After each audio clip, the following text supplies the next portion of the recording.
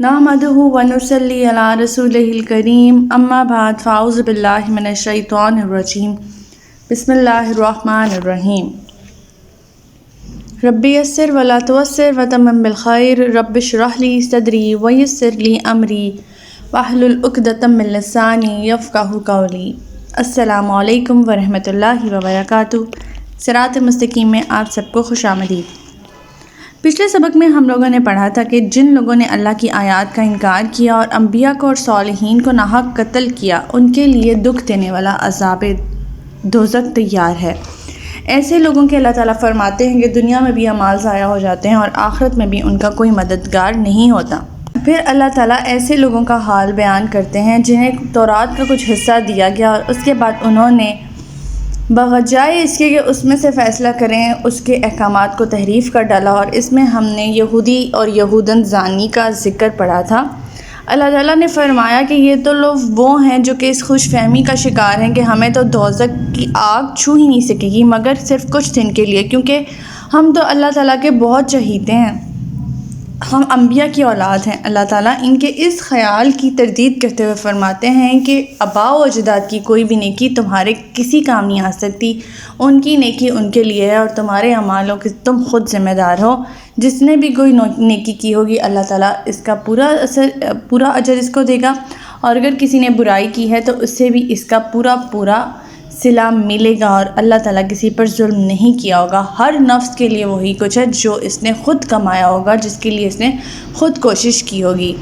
हमारी आज की आयत नंबर 26 से लेकर आयत नंबर 30 तक हैं। तो आज का सबक शुरू करते हैं। अल्लाहुम्मा मालिकल मुल्की तुअतिल मुल्का मन तशाअ व तंज़िउल मुल्का मिम्मन तशाअ व तुइज़्ज़ु मन तशाअ व तुज़िल्लु मन तशाअ बियदिकल खैर इन्नका अला कुल्ली शैइन क़दीर।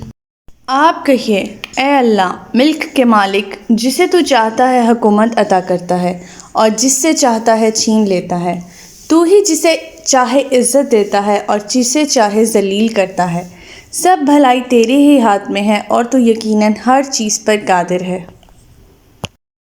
अगरचे इस आयत में ख़िताब सब लोगों से किया जा रहा है, ताहम अगर हम अपने मौज़ू को देखें तो यहूद से ही ख़िताब किया जा रहा है, जो जब जंग खंदक के मौके पर यूँ कह रहे थे कि इन मुसलमानों का हाल ये है कि अपने बचाव की खातिर खंदक खोद रहे हैं। ना इनके पास खाने को कुछ मौजूद है, ना कोई असलहा जंग, लेकिन कैसो कसरा को फ़तह करने के ख्वाब देख रहे हैं।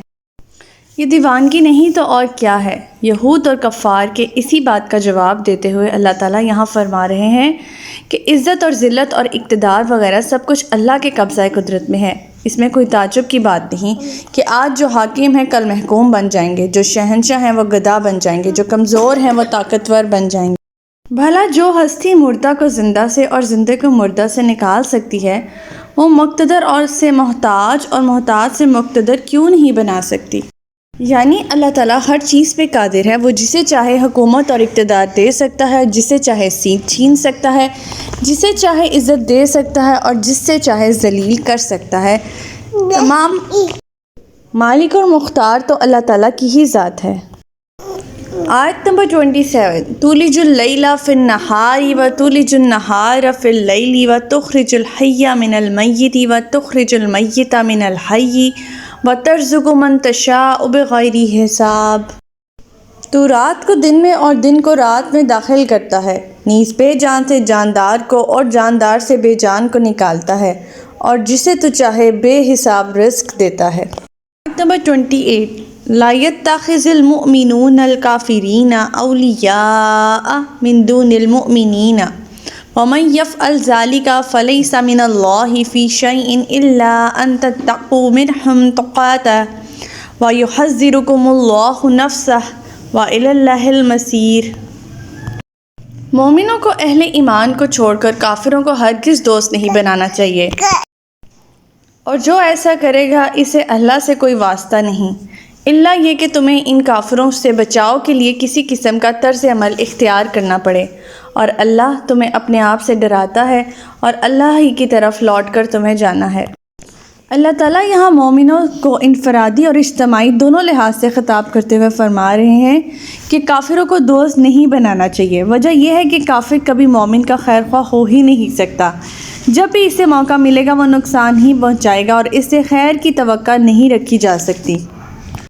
ہاں، اگر یہ بے تعلقی کسی قسم کا خطرہ اور ظاہری طور پر کوئی نقصان پہنچانے کا باعث بن رہی ہے تو ایسی صورت میں اجازت دے دی گئی ہے۔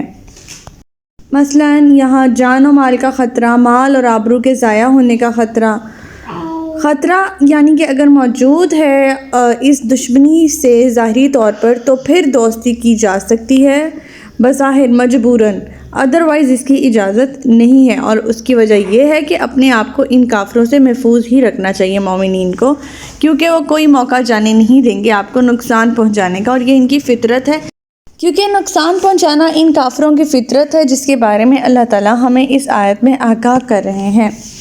یہاں یہ بات غور طلب ہے کہ اگر اس دوستی سے وہ خود تو محفوظ ہے مگر دوسرے مسلمان کو کسی کو نقصان ہو رہا ہے تو ہرگز دوستی نہیں کرنی چاہیے، اور ایسی باتوں کے بارے میں اللہ تعالیٰ کا ڈر ہمیشہ اپنے دل میں رکھنا چاہیے جس کے ہاں تمہیں لوٹ کر جانا ہے، اور وہ تمہارے دلوں کے حالات اور خیالات تک کو خوب جانتا ہے، اور اس بات پر بھی قادر ہے کہ اگر تم کافر سے ڈرو نہیں بلکہ اللہ ہی کے ڈر کو مقدم رکھو تو تمہیں ان کے فتنہ اور شر سے بچانے کی پوری قدرت بھی رکھتا ہے اور کئی دوسری راہیں بھی پیدا کر سکتا ہے۔ آیت نمبر 29، قُلْ إِن تُخْفُوا مَا فِي صُدُورِكُمْ أَوْ تُبْدُوهُ يَعْلَمْهُ اللَّهُ وَيَعْلَمُ مَا فِي السَّمَاوَاتِ وَمَا فِي الْأَرْضِ وَاللَّهُ عَلَى كُلِّ شَيْءٍ قَدِيرٌ۔ آپ کہہ دیجئے کہ جو کچھ تمہارے دلوں میں ہے اسے تم چھپاؤ یا ظاہر کرو، اللہ اسے خوب جانتا ہے، نیز جو کچھ آسمانوں اور زمین میں ہے اسے بھی جانتا ہے، اللہ ہر چیز پر قادر ہے۔ اس آیت کو بھی ہم پچھلی آیت سے اس طرح سے ریلیٹ کریں گے کہ اللہ تعالیٰ فرما رہے ہیں، مسلمانوں سے ہی خطاب ہے کہ اگر تم کفر کی محبت کو دل میں جگہ دو گے یا کافروں سے محبت کا برتاؤ رکھو گے تو تمہارے یہ باطنی اور ظاہری اعمال اللہ کی نظروں سے پوشیدہ نہیں رہ سکتے، لہٰذا تم اللہ کی دی ہوئی رعایت سے اس قدر ہی فائدہ اٹھاؤ کہ جس کے بغیر کوئی چارہ نظر نہ آ رہا ہو، یعنی ازراہ مجبوری، ورنہ یاد رکھو کہ اللہ بڑی قدرت والا ہے، وہ تمہیں دنیا میں بھی سزا دے سکتا اور آخرت کے عذاب سے بھی دوچار کر سکتا ہے۔ آیت نمبر 30، یوم تجد کل نفس ما عملت من خیر محضرہ وما عملت من سوء تود لو ان بینہا وبینہ امدا بعیدا ویحذرکم اللہ نفسہ واللہ رؤوف بالعباد۔ وہ دن آنے والا ہے جب ہر شخص اپنے اعمال کو اپنے سامنے موجود دیکھ لے گا اور اسی طرح اپنے برے اعمال کو بھی۔